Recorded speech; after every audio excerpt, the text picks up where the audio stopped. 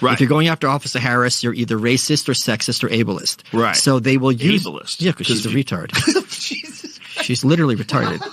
I mean, Ukraine is a country in Europe, and Russia is another country and a powerful country, and Russia invaded Ukraine, and that's wrong. What's really important? Ukraine is a country in Europe. It exists next to another country called Russia. Russia is a bigger country. Russia is a powerful country. Russia decided to invade a smaller country called Ukraine. So basically, that's wrong. I think of her as America's wine mom because bitch seems like she's 3 deep by noon, and she's got the 3 phases of wine mom. She's got happy drunk. Oh my God, this cereal's got a rabbit on it. It's so great. Cackling, cackling, cackling. Look at my bus! Oh my God, I love it. Oh wow. Look at the bus. Wheels on the bus. Go round and round. Then there is trying to drunk at work, where you're trying to make sense, but you don't. Space is around us all and unites us all and inspires us all. Is it time? It is time for us to do what we have been doing, and that time is every day. Every day it is time for us to agree. Space is exciting. It spurs our imaginations, and it forces us to ask big questions. Space, it affects us all, and it connects us all. And then there's, I'm being stern so you don't realize how plastered I am, and I'm making a point. Dr. Little Girl was me. Now I'm going to go upstairs and don't knock on the door because I'm going to pass out. So, and, you know, there was a little girl in California who was part of the second class to integrate her public schools. And she was bused to school every day. And that little girl was me. We are going to the border. We've been to the border. So this whole thing about the border, we've been to the border. We've been to the border. You haven't been to the border. And I haven't been to Europe. Mommy, you're stuck with me as president for a while, kid. There's no way out, okay? You got me for at least another 100 or 90 days or so. Hi, I'm Kyle Rittenhouse, Outreach Director for Texas Gun Rights. A lot of people are upset that I said I'm going to be writing in Ron Paul for President of the United States. And that is true. I will be writing in Ron Paul. Unfortunately, Donald Trump had bad advisors making him bad on the Second Amendment, and that is my issue. If you cannot be completely uncompromisable on the Second Amendment, I will not vote for you, and I will write somebody else in. We need champions for the Second Amendment, or our rights will be eaten away and eroded each day. I support my decision, and I have no takebacks. He has no takebacks, but actually, he did take that back. Alan, what do you think about that? I could read his tweet, actually, if you want to know. Yeah, no, I've seen it. I mean, yeah, right. I mean, the thing is that first of all, he's a child and he cowered to the mob. So that's what happened. He was right the first time. And I mean, dude, MAGA's a cult. Like it is, because it's so funny because like they call all the leftists a cult, and then the leftists call MAGA a cult. But the thing is, you know, MAGA is going to be gone in like 5 or 6 years anyway. So who cares? Like it's going to go the way of the Tea Party. As soon as Donald Trump's out, then MAGA is going to die with him, because, you know, there's not going to be another standard bearer like that. In fact, you're already seeing it. Like you're already seeing that there's sort of a parallel movement that's truly America first. Like MAGA is not America first. Yeah, it's not. There are people who do genuinely like walk the walk of being America first, and MAGA on many occasions has lashed out against those people in a similar fashion that MAGA lashed out against Kyle Rittenhouse today. Now, the fact that he said he was just writing in Ron Paul, of course, that's just awesome. I mean, that is a great person to write in if you're going to write in somebody, is Ron Paul. You know, the thing is, though, is that because why is it a controversy, right? It's because all the MAGA people say that, well, anything other than a vote for Trump equals a vote for Kamala, which is weird because I don't think that's how they tally the votes. I didn't realize that if your thing says anything other than Trump on it, then it just goes in the Kamala pile. But that's what they'll say, and that's what the left wingers say too. If they say, well, if you vote for Jill Stein, if you vote for RFK, if you do anything other than vote for Kamala, you're voting for Trump. So they say the exact. Isn't that the first big red flag to the cultists on both sides? Is that, don't you find it odd that your opponents are saying the exact same language as you, word for word, just with the people reversed? Like that ought to be a red flag that, maybe you're subscribing to something that's kind of nutty. Well, let me read Cat Turd's tweet about this. I don't know if you've seen this or not, but oh yeah, I've seen him. Yeah. So I guess for those, what? Oh, I thought you were gonna say something. My bad. So he said, I've never in my life, following politics for 40 years, seen a bigger betrayal than Kyle Rittenhouse. The left was trying to put him in prison for life, and MAGA came to the rescue, and so did Trump. Almost every dime for his great defense lawyers and every dime he has in the bank is because of MAGA. We promoted him, financed him, prayed for him, and on and on. That arrogant video he made was a slap in the face to everyone who carried him for years. Never seen such a delusional, egotistical, out for touch video in my life. I blocked the backstabbing, ungrateful punk. Again, I've never seen a betrayal of this magnitude aimed at the people who literally saved his life. So because he said in that video, hey, I'm writing in Ron Paul, and this is why, because I think Donald Trump isn't good on the 2A. And Catcher goes, go fuck yourself. We saved your life. You could be in jail right now because you kill. Oh, you know what? Also, I should mention that Kyle Rittenhouse killed a potential or a very obviously a Kamala Harris supporter. So there you go. It's even. So there you go. He killed a Kamala Harris voter, and you guys, and he said he's gonna write in Ron Paul. So there you go. It's 0-0. The thing is that the crux of all of this is the fact that Donald Trump is very bad on guns. So Yeah. he was the guy who signed the executive order to ban bump stocks. That's unconstitutional gun control. In fact, all gun control is unconstitutional. But on top of that, it was by executive order. It's not like the legislature passed the gun control and he signed it. He was not strong-armed into doing it. In fact, I will even go you one more, because I've cited this statistic many times. It's something that we cite at the 10th Amendment Center all the time. Donald Trump prosecuted more federal gun control in his 4 years than Barack Obama did in 8.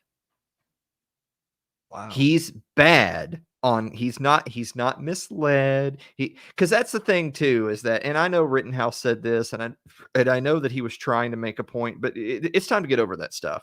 Like, in the same way that either Joe Biden is fit to be president right now, which means he could also continue to run a campaign, or he's not fit to run a campaign, which means he's also not fit to be president right now, right? You can't have it both ways. So either Trump is like a political leader of our times that is turning establishment politics on its head, and he's going to drain the swamp, and he knows the art of the deal, and he hires the best people and fires the worst people, and on day one, I'm going to fire all these bad people, blah, blah, blah. Either he's that knowledgeable and elite as a businessman and as a leader, or he's somebody who brings in god-awful people around him and then listens to those people, and then is so either fooled and or intimidated by those people that he does their bidding. If that's true, then he's just as much of a puppet as Joe Biden has been, right? Because he's clearly not his own man. So first of all, he brought in said advisors. And then if let's just say, even hypothetically, his advisors were all lizard people wearing skin suits, and they actually killed his real advisors and assumed their forms. But he's still listening to them, and then he's the one who's the president. He has the final say. So him signing an executive order on gun control makes him literally, not figuratively, literally worse than Barack Obama. And I compare him to Obama just precisely because Barack Obama is the ultimate boogeyman of the right wing in modern politics. But obviously that was his 8 years, and obviously a lot of stuff behind him. A lot of people believe that he's the one running the country right now, and that the Biden administration was just a continuation of Obama. A lot of people think that Michelle Obama will run in the future, but that ultimately just means that if she wins, it'll actually be Barack Obama running the country again. So that he'll have gone from having 8 years to 12 years, maybe even 16, maybe even 20 years before it's all said and done. If you believe all of that, and then you hear that Donald Trump was worse on like foundational conservative issues, worse than that guy, then you're a fucking clown. That's just all it is to it. Absolute fucking clowns. So, which by the way, we already know they're fucking clowns because the right wing ecosphere is dominated by people like Cat Turd. Like, these are not impressive people, right? These are not impressive people. There are no great orators and statesmen like leading the conservative movement. Well, they're not conservatives, of course. Donald Trump's a New York City liberal. They're all leftists. He's a leftist. There hasn't been a conservative party in American politics basically since the 19th century. So they're not that. But I mean, they're not even pretending to be that anymore. They're just progressive light. So it's just so laughable. It's sad that Kyle Rittenhouse would make that stand and then be cowed so quickly and easily. He should have stood on principle. So now he's demonstrated. So first of all, Kyle Rittenhouse is not a right-wing influencer that should be leading. He's a fucking child. He's a literal child. He doesn't know anything. He doesn't know anything about the world. He doesn't know anything about society, economics, politics. He doesn't know anything. He's a kid. But above all of that, the absolute worst part of this is that he was right the first time. Not only should he be holding Trump accountable for being bad on guns, which he objectively is, he's not wrong about that, but the fact that he would name drop Ron Paul, saying, well, I'm going to write in Ron Paul, that's an important distinction. It's not, he didn't say Trump's bad on guns, so I'm going to vote for Kamala. That would make him look like a clown because he's voting for an even worse gun grabber than the other gun grabber. So yes, that would make him look really stupid. I would totally agree. But he didn't say that. He didn't say he was going to vote for Kamala, no matter how much right-wingers like to think a non-Trump vote is one. He said he was going to write in Ron Paul. What's so important about this, and I really want to impress this upon people, because if there's any MAGA people that catch wind of this episode we're doing, they're already raging out their asses, and they're a bunch of fucking boomer tards. MAGA's going to be gone in 5 years, so fuck you. You'll be gone in 5 years. I'll still be here. But the most important thing I want to impress upon people is that if your horde of influencers, your cultists, your MAGA people can do this, and can convince someone to just toe the line, just fall in, just fall in line and support our guy, then your guy is not in any way incentivized to get better. The constituency needs to be impressing upon their candidates from the moment they are rising up to run all the way through the time they're actually in office. The constituency needs to be impressing upon their representative, hey, these are our values, and hey, you messed up on this, so we're going to hold you to account on this because we need you over here on this policy. That's the way representative government is supposed to be. But if you send a message to a candidate or someone who's already in office that, well, look, as long as you're not as bad as the other guy, we'll continue to support you, then in theory, all Trump needs to do is take all of Kamala's positions and just move one step to the right, and you have to vote for him, right? Because he's not as bad. So so if Kamala Harris said, so she endorsed an 80% income tax for top earners, By that logic, Donald Trump can say, oh, I think 75% is enough. And suddenly, well, he's not as far to the left as Kamala. Yeah. He's a fucking socialist. So same thing with guns. Like, well, Kamala wants to, if she can't get gun control passed, she has said in her own words, she wants to take executive action to just straight up just start collecting firearms, particularly like rifles and the like. So all Donald Trump has to say is that, well, okay, but only this caliber and above, and then applause from all the right wing because he's not as far left. That's ridiculous. That's ridiculous. So what's really important here is the system that you should be applauding is the signal you should be sending your candidate or your representative is that it's not just we won't like you as much. We won't support you. We are threatening to pull everything if you don't do this. That's the only way you're going to get them to prefer the policy you prefer and not just take the money, not take the easy political victories. And the fact that he name dropped Ron Paul. Now, Ron Paul is a guy that would never sign any bill for gun control. He would never sign a budget that had deficit spending. He would have fought to get rid of the Federal Reserve. He would have been closing the alphabet agencies left and right. So by God, if you're going to name, so the point being is he's not content to have Trump just not be Kamala. He's saying you should be listening to Ron Paul. Mm-hmm. Perfect example here. Donald Trump, this very campaign cycle, Donald Trump has dropped that he's running. One of the things he's added to his platform is to get rid of the tax on tips, right? Yeah. Oh, the hardworking, wait staff, service industry people that collect tips. We should get rid of the taxes on tips. Well, you know what, motherfuckers? Ron Paul ran on abolishing taxes for tips decades ago. So this is an example of Trump doing something today that he's taking out of Ron Paul's old playbook. That's great. That's great news. So all Rittenhouse is doing is taking a major issue, which is gun control or gun rights, and saying, hey, you need to move. You need to be taking more pages out of the Ron Paul playbook. This was a fantastic thing. And MAGA, just the way MAGA does, they fucking ruined it. Well, maybe Kyle Rittenhouse isn't a child and he knows what he's doing. Maybe he was trying to see what the reaction was going to be. And he saw that the reaction was complete content and just going to complete crazy. Like, what? I can't believe you backstabbed us. You know, all the money that we paid for your freaking defense lawyers, you crazy. They were just on the tip of saying, you know what, you actually did murder those people and you should be in jail right now. It's basically what they were saying. Like, you should have been in jail right now, but it wasn't for us MAGA people. Yeah. Well, those people, a lot of those people don't have any principles. They just want to defeat the left. And that's fine. If you see the left as an existential threat and you're like, hey, if Kamala wins, like, we're going to be crossing the Rubicon. Hey, I get that. We'll defeat Kamala. But you cannot send a message. Donald Trump is a swamp creature. They're all swamp creatures. Let's not forget that. He's just the guy in this moment.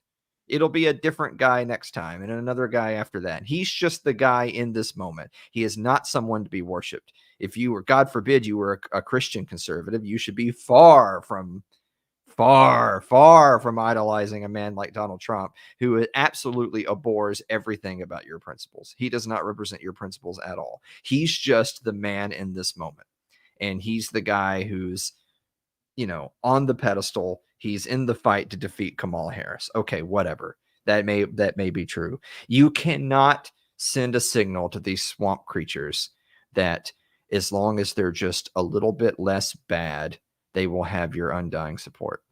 The cat turds of the world, all of them, all of those crazy, like, right-wing influencer types, they're all just so cringe fucking terrorists. Same thing as, like, Cernovich or whatever, which he's the one that, like, he sucked a dude's cock. So his opinion just doesn't matter, right? Like, I'm just going to go out and say, if you've had a penis in your mouth, you don't have an opinion that matters in anything about the world. Oh my God. Full stop. So that's gays and women. There you go. So I'm sure the super chats will start rolling in now for you. That's why I'm here. Well, I was gonna say a couple of things to to add to that, because I know I've mentioned it before about Donald Trump, where he isn't that guy. Like, he isn't that Christian conservative that a lot of those people tend to gravitate towards him. But he kind of represents that. Like, all the people who hate him and say that he's some Nazi racist or whatever, it's like, he's not that guy. Like, he is not that. But the fact that they kind of like they latch onto that type of image of him. Like, Donald Trump is the image of that. He's not that guy, but he's the image of that.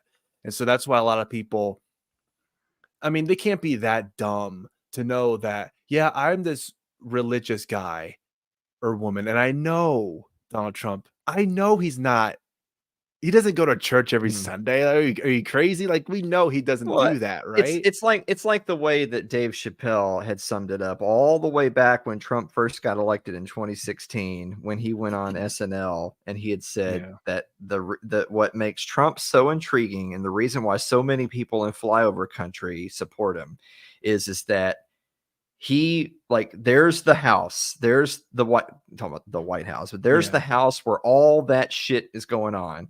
And Donald Trump walked out of that house and walked up to the fence where all the people were.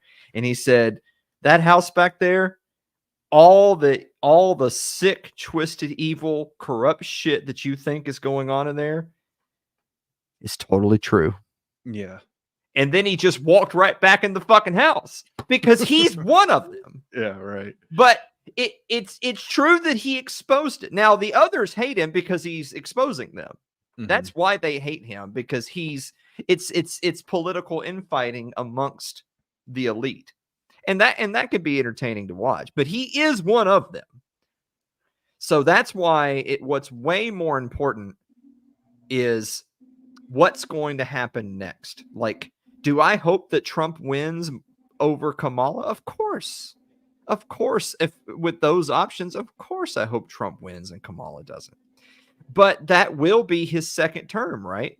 I've been you and me have been talking about this for a while now. Is that's going to be the end for him. He's going to be a lame duck president at that point. He'll be that rare historical oddity of non-sequential terms, but he will be on the be clock go over at that Cleveland. point. Yeah.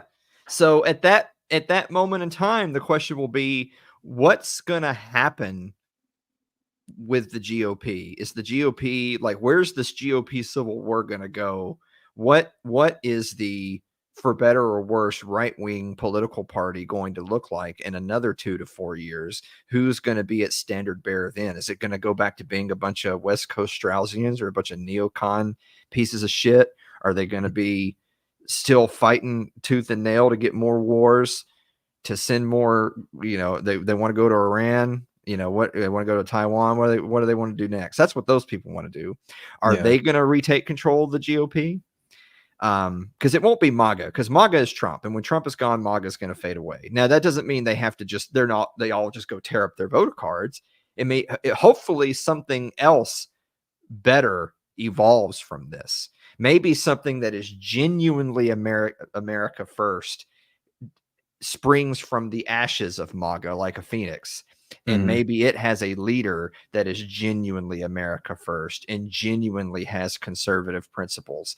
And, whatever, if you've got it's short-term losses for long-term gains. If you got to lose an election here in order so that the next election cycle, you have actual conservative candidates across the board, nationwide, and at the state level too, then that's way more important. So do I think it's important to beat Kamala Harris? Of course I think it's important to beat Kamala Harris.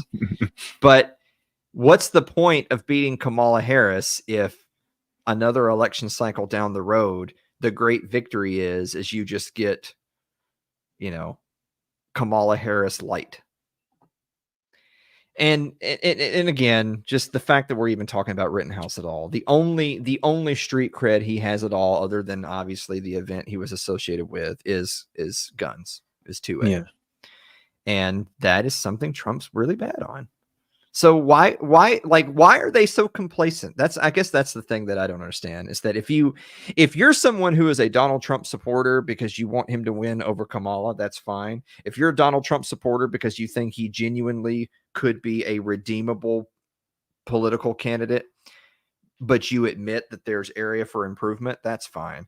But if you're just an absolutely unquestioning, like, I'm going to donate him every spare dollar I have, Trump 24, Trump 28, Well, don't do Trump that. 32, Then you'll Trump be pouring 36 on the streets. Then you're just a clown. You're just a joke. Like, why would you settle for that? I mean, this is the thing, is that, like, I didn't even grow up calling myself a conservative, because words matter. Republicans and conservatives don't necessarily mean the same thing. Right wing doesn't necessarily mean the same thing. But there has not been a genuine conservative political party in this country since the 19th century. The Republicans are not a conservative party. Not by any stretch of the imagination. I think we desperately need one. And it would make more sense to make the GOP a conservative party. I mean, you're not going to make the Democrats a conservative party. But what's the point of having a political party to fight? Because the DNC they're not even Democrats. They have fallen to the progressives. So if the progressives could take over the Democrats, why can't the conservatives take over the GOP? Like, people talk about it like it's just an impossible fantasy. So, well, guys, we have to support Trump because we're never going to get this conservative stuff. Well, 20 years ago, nobody was talking about the type of shit that progressivism has given us today. No one was talking about dudes beating the shit out of women at the Olympics, or DEI hires. Nobody was tearing down all the Civil War monuments and painting rainbow flags on all the street corners and throwing kids in jail if they let a skid mark on it.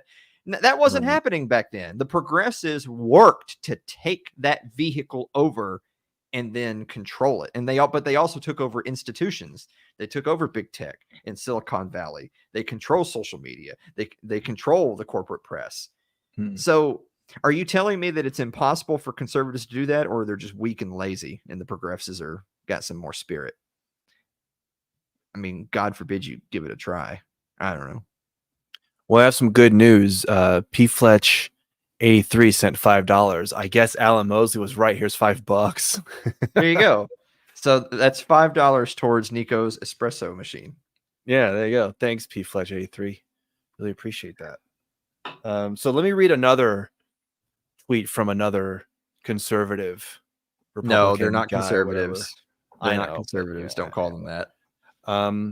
So Chad Prather, he said, "Oh well, Kyle, I regret to inform you that I will no longer be one of your guests on September 12th at the TXGR event. I reckon you can write in someone else. This was not the way, bud." And then he got some funny replies. One from Ian Miles Chong, who's another conservative American commentator. He's very American. He said, "Never seen someone crash and burn so quickly." Because he said he was going to write in Ron Paul for president. That's crashing and burning, Alan. Isn't crashing and burning. Yeah. By his worldview, it is crashing and burning, because their worldview is just support the cult at all costs. Hold on to the coattails of Trump and MAGA. Grift, and get as many dimes off of the MAGA people as you can before, while the getting's good. If that is what you value, then what Rittenhouse did was wrong, because he's quote unquote throwing away money, right? I mean, if it was the libertarians that were all a bunch of Bitcoin tech bros that were all multi-billionaires, and our old audiences were just covered in billionaires, and we were getting just thousands and thousands and thousands of dollars from every single stream we did, and then you shit on those people, and then they were like, well, fuck you, we're not going to give you money anymore, then sure, that would be quite a test for you, wouldn't it? It would be a test for you to, are you someone who is guiding the thought and they're going to come around to the way you think, or are they on a trajectory that you're not following and they're going to leave you in the dust. That's the way they think about this. So if you are a MAGA right-wing grifter, then you would think what Rittenhouse did was bad for business, right? It's bad for business. But that's an important distinction. Again, he didn't do anything wrong. What he said was totally correct. It was just bad for business. Well, I mean, I don't know. I guess it's easy for me to sit here and say that you should have some fucking self-respect, but I mean, I don't know. If somebody offered us a bunch of money and we're like, hey, we need you guys to just start doing this program, and all you do is plug these things that I support, then obviously that would be a decision for us to make. Right. But like plugging Fox and Sons coffee and Tennessee hot sauce. Yeah. So anyways, Fox and Sons coffee. Yeah. And here's the garlic habanero. We'll put that on this. Yeah. There we go. Both Fox and Sons coffee and Tennessee hot sauce. We've tried them both. Very good stuff.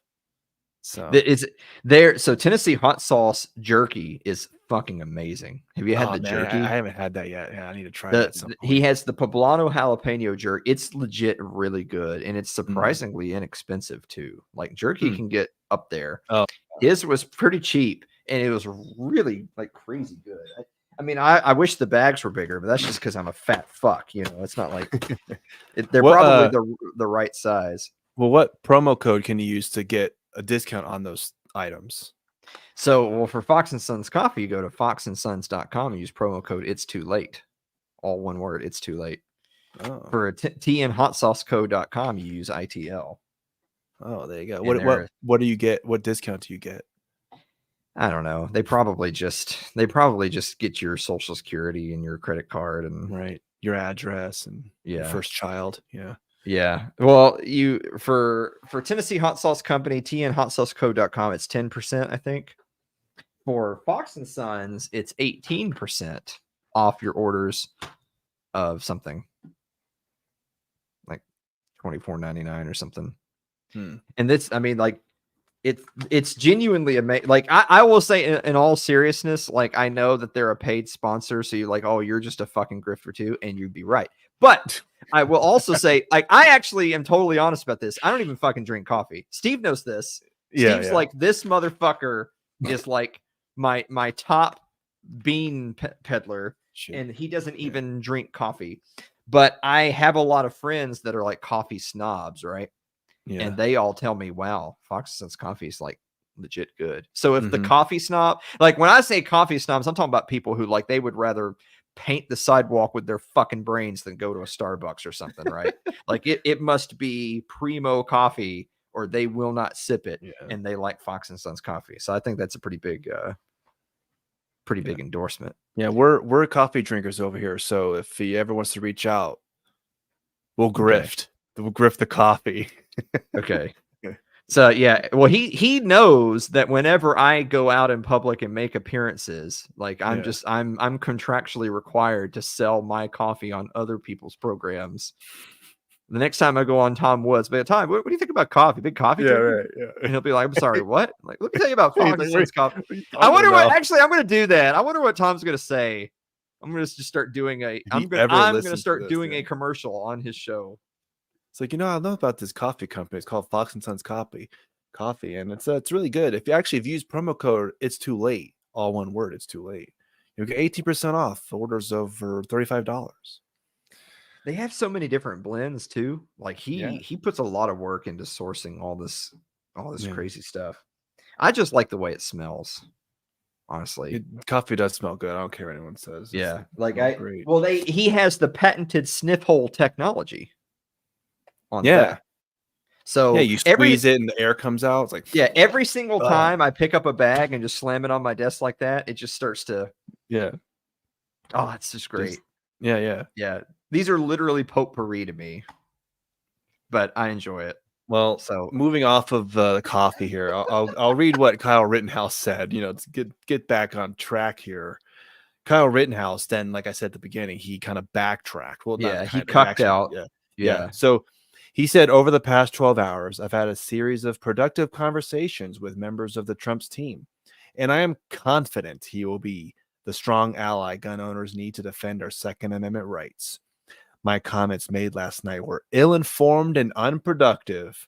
I'm 100% behind Donald Trump and encourage every gun owner to join me in helping send him back to the White House. Now, saying something like that where you backtrack so suddenly, like so quickly after what you said initially, that will make people question you forever now. Like anything you say. Yeah, he's a coward for all time now. Right. It's funny that the guy that shot a bunch of dudes on the street is now a coward, but he is. Yeah, I mean, it really is crazy how perspectives can change so quickly. Because like before, Kyle Rittenhouse was, right. But yeah, like him saying Ron Paul but yeah, I'm voting for Ron. We're gonna write in Ron Paul because I think he's a better candidate, and I mean, whatever he's gonna say about that. But now, like, okay, so we can speculate. What did they say to him? Like, what happened? So actually, let me read another tweet. I know this is like me basically reading tweets show, but Lauren Southern quoted that tweet, and she had an interesting perspective on this.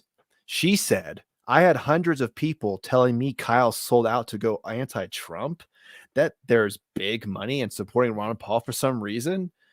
Apparently not. As I stated, clearly he made a massive career-destroying decision to state what he actually felt. Now he's flipped in 12 hours. Does that mean the Trump campaign offered him more money? What do all of those claiming he was bought off think? Because to me, it looks like the mob got to him, and his one source of income, he can never work a normal job again. And his lawyers wrote this statement to clear it up. Or maybe he was pressuring the campaign on guns and got results. Either way, not looking good for the schizos, assuming he was bought off immediately. Not looking good for freedom of thought either, to be honest. Everyone's kind of mass pressure to stay in line on both sides, and it's a 100% not going to end well. Oh yeah, this was an absolute shit show. I mean, I have noticed more people in the last, like, say, week or so, definitely the last few days, who have just been kind of quietly putting it out there that, like, hey guys, it looks like the setup for President Harris is happening before our eyes. Like the setup where and I don't just mean her becoming the candidate. I'm talking about the setup, just the media presence and the narrative on social media. Like you can just kind of feel something in the air that they're trying to set it up to make her look like a legitimate candidate, to make it look like, oh, look at the polls. You know, this poll we did where we just accidentally oversampled Democrats by 20%. Oh, look, Kamala Harris is, we polled 1,000 people, but instead of it being 500 Republicans and 500 Democrats, it was like 680 Democrats, and oh, look at that. Harris is climbing in the polls. Imagine that. But it's all of those little things that they do just to give her the veneer of she's in it. It's a race. This is a serious contest. This isn't going to be him walking over her. But it's kind of like, how you sort of, you kind of like think things into existence. It's like all of these things kind of coalesce around her. And then suddenly, it's August. We're sitting here talking, July's over, and then it's September, and then it's October, and suddenly late October, 1st of November is going to get here, and I guarantee you, all of those lines are going to be like, oh look, they're closer together, you guys. Oh, all suddenly it's neck and neck. Oh, look at the polls in the battleground states, you guys. Oh, it's a toss up. And I promise you that the Trump people who 2 weeks ago, after like the assassination attempt, all just knew for a certainty that Trump would win now. I bet you those people will be nervous on November 3rd. Probably. How could they not be? If you think that 2020 was a steal, then won't you still be nervous in 2024 that, oh man, they're going to be up to some shit? You should be. You should be fucking nervous. You have no idea what these people have planned. So... But all of that is just to say that any of these little chinks in the armor, right? Any of these little things that happen that, oh, this was a bad look for MAGA. Oh, because at the end of the day, it's those centrist voters, particularly in the swing states, that determine the election. I don't give a fuck what either of these people are polling at nationally. That's fucking irrelevant. Yeah. It's what's happening in the battleground states. And those people in the center who happen to just sort of kind of catch a whiff of the social media zeitgeist to be like, yeah, wow, all these MAGA people are really eating alive that other MAGA guy. It's just a little, it just plants a little, it just plants a little something in the back of the mind of, oh, that these people aren't quite all together, So I understand that in some sense, the people that flew off the handle because it's a mini panic. They're like, well, we've got to remain a united front because this election isn't over till it's over, and blah, blah, blah, blah, blah. But their reaction was worse. Their reaction to him was worse than what he said. If he had said what he said, and then MAGA at large had said, you know what, he's got a fair point and he's entitled to his opinion. And well, let's just ask Trump himself on guns. That could have given Trump an opportunity, right, to come out in his next rally and say, yeah, there was some talk recently about my record on guns, and I'm going to make this pledge that we're going to overturn this gun control, and we're going to make sure that we only endorse candidates, across the country that are for no gun control. Instead of using it as an opportunity for the candidate to pledge that he is going to be strong on guns and to kind of renew fervor to also support people at the House and Senate level that are going to be strong on guns, because the legislator does matter unless you think he should rule by executive decree just like the Democrats do. In that case, you need to consider your life choices. Then it could have been a win. Imagine if it were used as an opportunity and then Trump came out and publicly said what I just said. And then Rittenhouse came out and said, well, I'm sold. I'm glad to hear that he heard my voice, and I'm convinced that he's our guy. If that had been how it went down, today would have been a huge victory. But it wasn't how it went down, was it? It was panic, and it was ugly. Yeah. And then it leaves you with more questions than answers about, man, what'd they say to that kid? Man, who are these people who are like these just like sycophants that just follow Trump's every move? It's off-putting. I think that's the right way of looking at it. Instead of it being an opportunity to prove how you're different / better than your opponent, instead they came off as off-putting. And when you're in the primaries, you want to run to the edges. When you're running in a GOP primary, you want to be the most right-winger of all the right-wingers. Same thing for the Democrats. When you are running in the general election, you want to run to the center. You want to show everyone that actually you're the kind of president that everyone can get behind. That's the way presidential politics has worked since the dawn of time. In the primaries, you run to the edges, to the fringes. In the general, you run to the center. This didn't look like a bunch of people that everyone could get behind. They looked like a bunch of snowflake adults yelling at a kid because he made a statement. So hope it works out for him, but the election's not tomorrow. It's November. Well, yeah, like he's a kid, so they know that they can easily influence him because he's still impressionable and he's still learning a lot of what's going on. And so if he says, well, okay, so I'm going to write in Ron Paul for president, and then he gets a bunch of people to tell him, well, that's stupid. You shouldn't say that. You should support Donald Trump because I don't know if you know this, Kyle, but it's the most important election of our lifetime. So we need to defeat Kamala and put in Donald Trump. And then 4 years later, we'll worry about that when the time comes. Because, I mean, as of right now, do you think that JD Vance is going to be like the next in line to be that heir apparent of Donald Trump? Because Donald Trump's like the guy right now. And then once he's gone and MAGA is still kind of floating around, wondering what they're going to do, is JD Vance going to be that guy that they cling to? Because I don't know. I mean, he's even getting shit from some of the Trump people, I think. Well, because we talked about this back when the attempt happened, because Fetch was talking about another attempt on Trump. Yeah. We talked about this back when that had happened.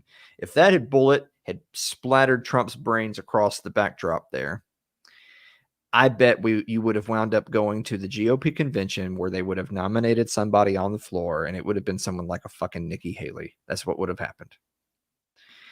And then that would raise the interesting question. In a hypothetical where Trump had gotten taken out right there before the convention, and then on the convention floor, the establishment GOP, who controls everything, then nominates like Nikki Haley, and then they basically just force everyone to vote for her and circumvent the will of the voters, which, I mean, in some sense, that's bad. In another sense, is that, well, the person they voted for is dead. But in a scenario where that had happened, would all of those people have voted for Haley because she's not Kamala? Or would they have been like, no, fuck her, we hate her, and she's not Trump, so we're not voting for her? Because obviously, if they didn't support her, then Harris would win. And these same MAGA people are telling Kyle Rittenhouse and everyone else that any vote that's not for Trump is a vote for Kamala. So they would have to support Haley if they don't want Kamala to win, right? But vice versa. If they did support Nikki Haley, then they're setting themselves up for the future of just more neocon warmongering pieces of shit.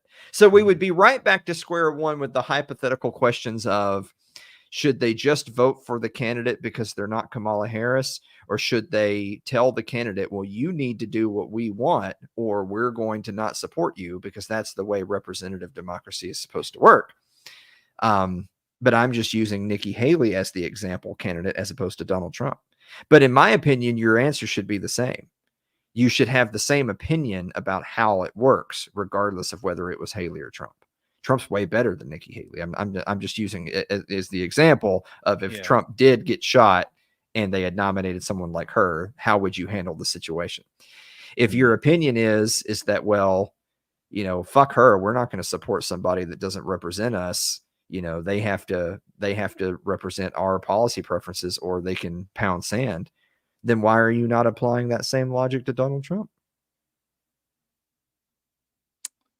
Because they've completely latched on to Donald Trump. Like, it's the end all be all for him. So they don't even care what he does or says. They're going to support him no matter what, So I think a lot of those Trump supporters are like that. And I think there are those who do like Trump more than Kamala Harris, and they'll criticize him when he does something they don't like, with the Syria strike or the bump stock ban. Yeah, they'll definitely say, I didn't like that, I hated that. Still think you're better than the other side, but when you do something I don't like, I'm not going to be afraid to say it. But then you have these people like a cat turd who say, no, you got to vote and support Donald Trump no matter what. I mean, Donald Trump even said it himself. I could kill someone on some street or whatever, shoot someone right in the head, and they'll still love me. He wasn't wrong. He was not wrong by saying that, because he knows that people are going to support him no matter what. And it's like that with the bill. Like, it's like vote blue no matter who. Literally, like, it doesn't even matter. Like, Kamala Harris got 0 delegates, 0, and now look at her. She's gonna be the fucking president. The irony there is that Trump saying that I could shoot somebody and they would still love me. The irony there is the opposite is also true, that he could get shot and the left would still hate him. Yeah. So, I mean, it's the opposite for people who hate Donald Trump. They're gonna hate him no matter what. Even if he does something that they would like, they're still gonna be like, well, you're still the white supremacy is on the rise because of this fucking orange, weird hair looking dude right there. That's the guy. He's the devil. Yeah, I don't know. So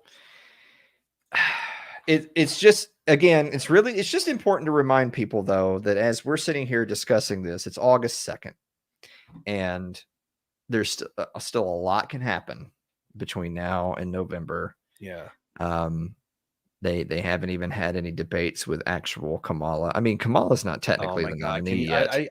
I hope Donald Trump and Kamala Harris debate. I want to see how that's going to go. I just want to see I'm here for the entertainment, really. I just want to see those two debate. What's Kamala going to say? Be like, oh, I'm talking, Donald. Like with Pence is just going to sit there. Donald Trump's going to fucking yell at her like some fucking like a cunt. You know what I mean? Like she's a cunt. He's gonna probably he wants to tell, hey, cunt, shut the fuck up. I'm talking right now. You know, the men are talking. Yeah. I mean, who knows? Again, she's not even technically the nominee yet. Right. So, you know, but you know, Trump's weird.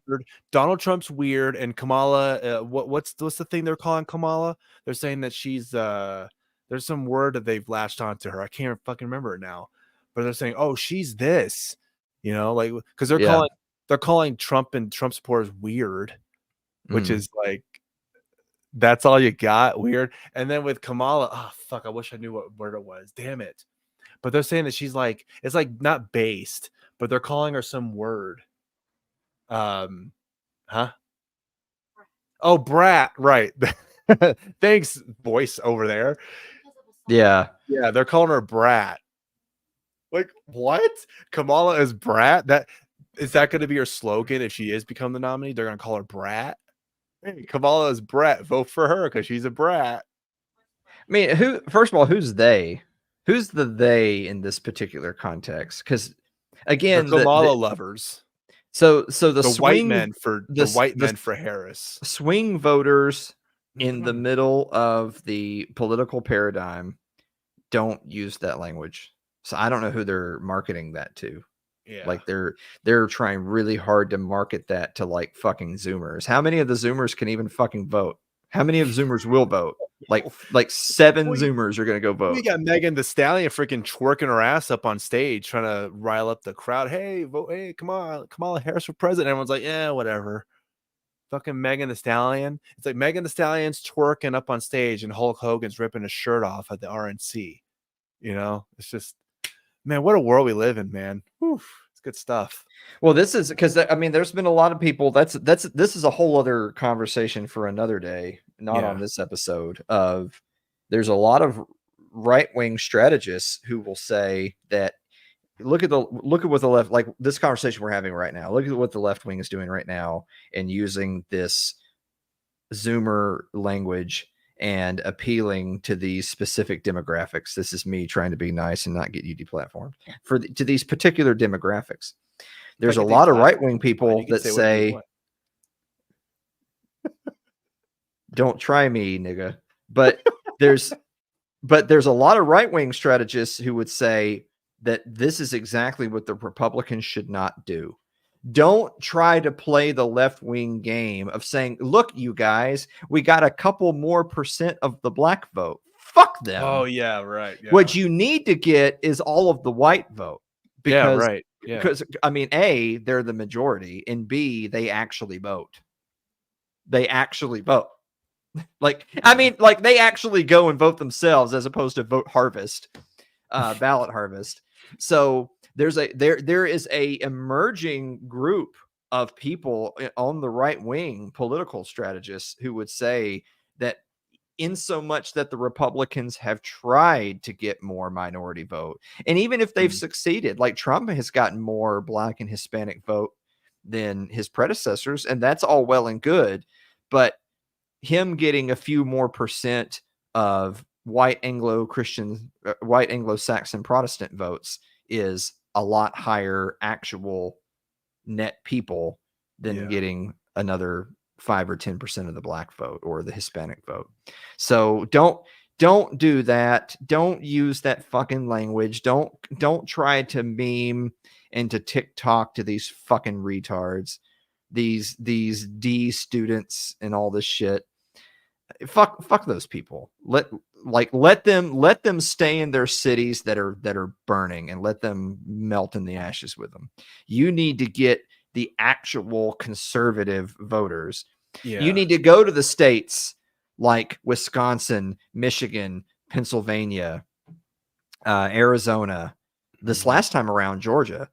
You need to go to those places and say, hey, all of the white middle class people, you guys need to vote for me precisely because I'm not going to play this bullshit culture game where I'm going to have someone twerking on stage and all that bullshit.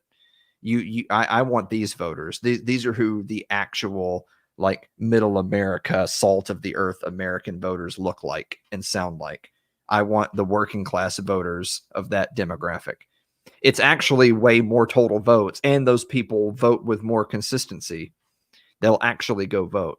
And that's the same thing with the young vote. For years and years and years, it's always been, oh, the young people, like, you know, young people tend to trend liberal. As you get older, you tend to trend conservative. Oh, the young people, if we can get the young vote, it's gonna start a new political revolution. You know why that never happens? Because young people don't fucking vote. Yeah. So young people who are ages 0 through 17 legally can't vote. Yeah, But like your 18 to 24-year-olds don't fucking vote. That's why there's never some huge cultural revolution other than a progressive one that's been manufactured. But that wasn't at the ballot box. Yeah. That was with the media. So no, you need to get the middle America, working class, middle-aged white people to vote for you. Yeah, wasn't that who latched onto him in the first place? Like, oh, we have someone who's hearing what we have to say, or at least we have like a voice in this guy. But now they're worried about, hey, if we get more blacks and more Hispanics to vote for us, we got this in the bag. And it's like, well, what percentage is that? Like 2% black people is equal to what? 10% more white people? I mean, fuck, if you get 10% more white people to vote for you, shit, that's probably gonna be a few million, I would think.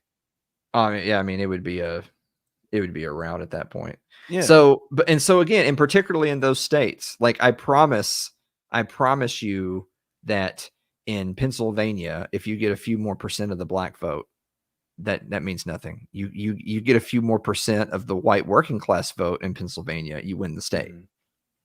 So yeah. So I mean, so we've covered a couple of different topics now in this episode, but they're very related in that you should be trying to move your candidate, your preferred candidate. You should be trying to move them towards the policies you prefer with your words and with your support, because that's how representative elections are supposed to work. And also, they should then in turn be pitching themselves to you. Like, why would I like if I have zeroed in on a candidate that I want to support, but they're not great on a few issues that I find really important. Right. If they either tell me to go fuck myself on those issues that are really important to me, or I feel like they're spending all their time parading up and down the street trying to get my weird neighbor across the street's vote because they either feel entitled to my vote or don't give a fuck about my vote, then fuck them. Yeah. So it's to me, it's an obvious win. But again, the only reason we're discussing this at all is because, boy, MAGA really fucking blew it today. And of course, I mean, I know that that's very collectivist language. You know, it's not like everyone who supports Trump did what they did. It was these right-wing influencers. I could have literally started this whole thing by saying Twitter's not a real place and then just roll credits in the show. Twitter's not a real place. Fuck these people. Twitter's not a real place. Well, I can make an argument that it is because it's impacted my life pretty well. So yeah, but that's your real life in the room you're in. Yeah, right. Yeah. If you had stayed on Twitter, then first of all, you'd be gay. Well, yeah. And second of all, I imagine life would look different. You got off of Twitter. Twitter's like it's a public space. You know, everyone comes, hey, what's going on? Yeah, what's going on? Yeah, what's going on? Yeah. And then you say, hey, look at this asshole. Fuck you. Yeah. So yeah. But you know, speaking of not a real place, where can they find It's Too Late with Alan Mosley?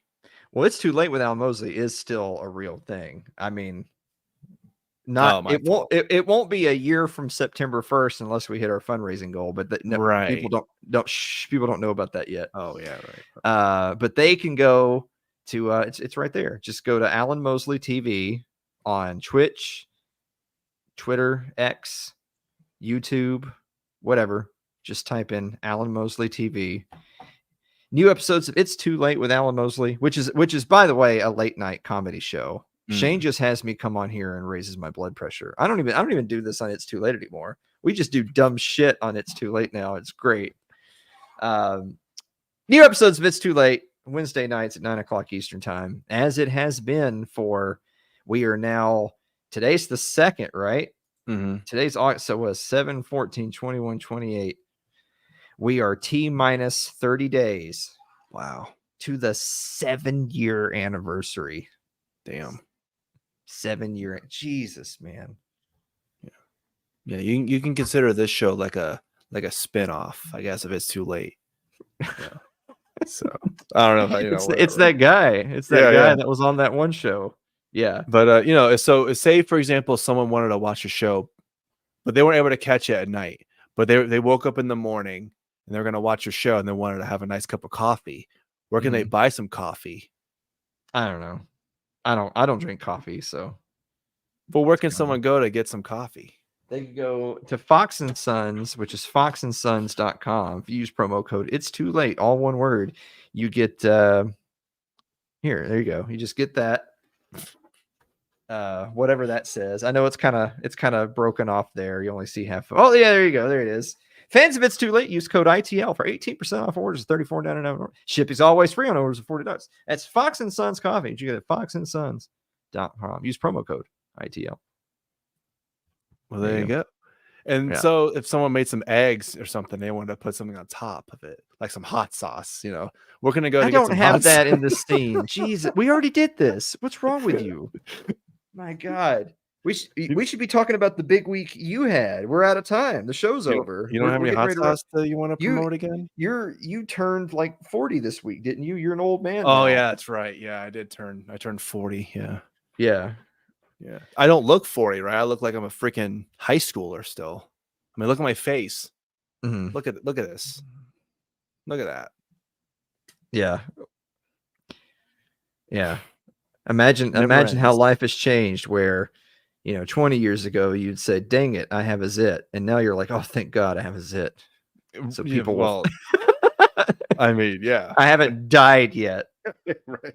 Well, speaking but you did die this week. Oh, that's you right. You died. Yeah, I did. Yeah. My God. Well, we can't bring that segment back. Or actually, maybe we bring it back next week, but I had like flames and. Oh. Ooh. What's it like in hell? Yeah. So to talk about the recent assassination of Prime Minister Hanye, we have Prime Minister Hanye. Yeah. Yeah. Ooh. Okay. I'll think about it. Yeah. Well, you did say, speaking of dying, don't you only have like a year left? Mm-hmm. Yeah. Yeah. It's 420 days at the time of this episode. So there you go. That's the countdown timer to when I'm just done. Yeah. I'm just finished. Jump off a 35-story building. There you go. It's over. I won't have to do it. I'll just will myself to quit. Sit in a bathtub and just fill it up and just put your face in it and there you go. It's over. Yeah. Don't you find it weird that Bath and Body Works doesn't sell toasters? They should do that. Mm-hmm. For the depressed. Yeah. Thanks everybody for watching and listening. Really appreciate it. This is a good way to end it. And thanks Alan for coming on the show again. And we will see you next week maybe.